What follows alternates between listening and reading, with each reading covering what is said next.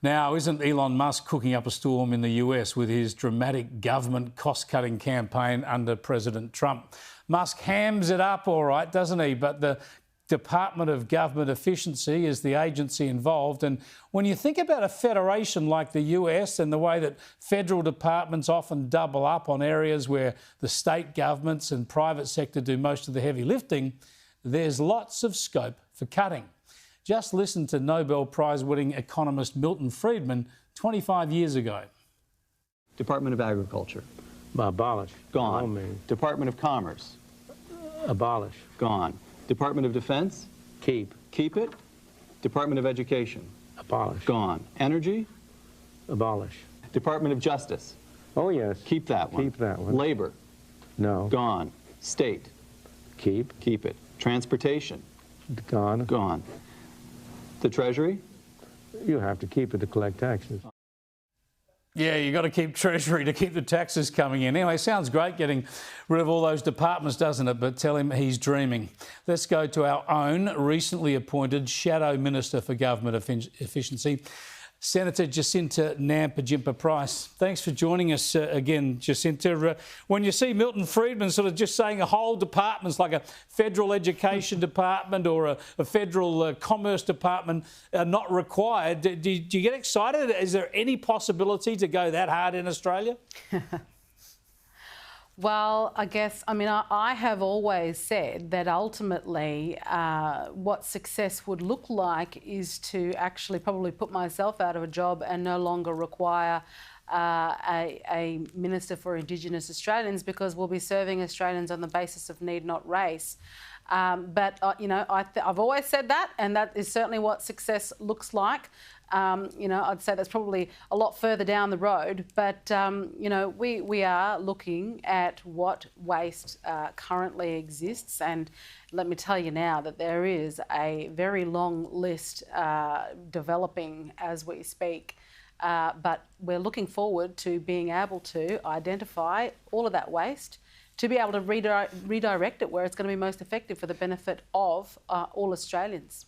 Yeah, see, when it comes to the Federation, that's where the big savings are to be had, aren't there? A lot of governments talk about the getting rid of the duplication, but there's massive duplication in areas like health and education, where the states run the hospitals and the states run the schools, yet we have massive federal departments overlaying them.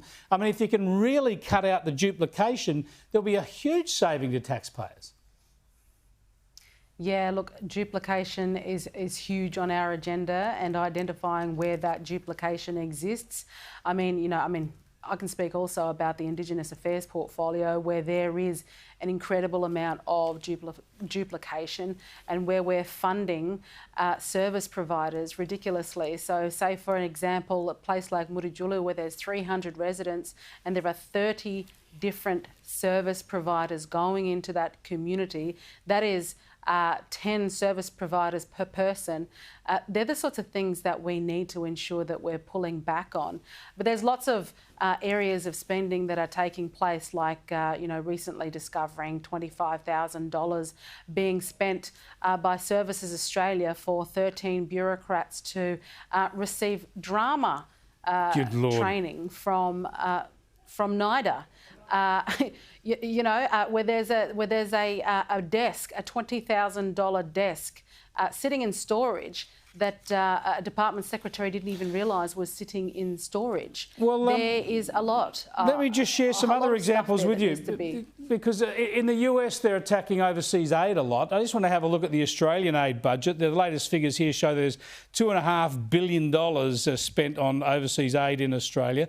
And when you drill down into it, there's things like $144 million of that is spent on climate change and environment initiatives. $102 million is spent on gender equality and LGBTQIA programs overseas. And when it comes to countries and how much they get, we're sending $50 million a year to Afghanistan, even though we fought a war, we lost 40 more lives there, and now it's run by the Taliban. Surely foreign aid is an area where you can make some savings too.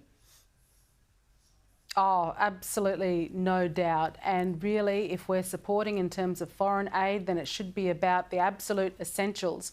to ensure that people's human rights are being upheld, and not in terms of, I think I've spoke about it recently. There's also grants made available for scientists to learn how to put on drag shows so as to encourage more of the LGBTQI community into STEM. This is right across the board. This has been embedded right across policy, across portfolios, and this is where we really need to drill down and look at how we need to pull back on this amount of waste and this amount of spend. Again, it should be invested where we're supporting the lives of marginalised people, marginalised Australians, everyday Australians, to improve the lives of those Australians right here in Australia. And again, just what is essential in terms of foreign aid is all we should be taking care of and supporting. It's a hell of a task, but I think the majority of Australians will be barracking for you all the way if you can make sure our dollars are not wasted and are spent more efficiently. Thanks for joining us again.